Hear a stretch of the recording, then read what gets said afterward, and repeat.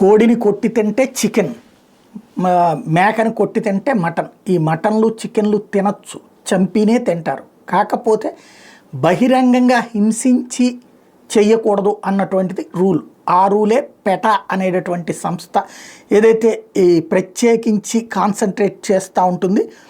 తాజాగా డాకు మహారాజ్ సినిమాకి సంబంధించి జరిగినటువంటిది సోషల్ మీడియాలో బాగా వైరల్ అయినటువంటి అంశం మీదన ఇప్పుడు పెటా కంప్లైంట్ చేసింది.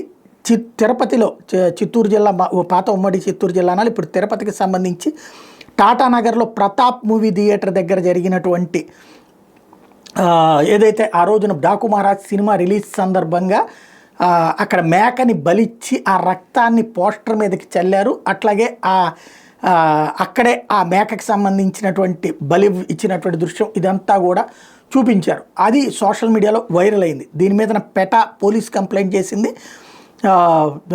ఏది డైరెక్ట్గా ఎస్పీతో కూడా మాట్లాడానని చెప్తోంది.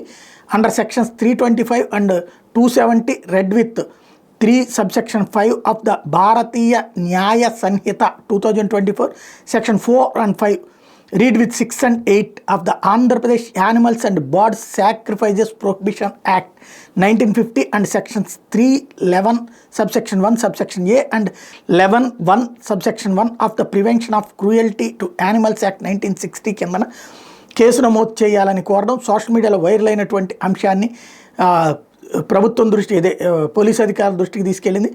కేసు పెట్టామని చెప్పేసి ప్రకటించింది.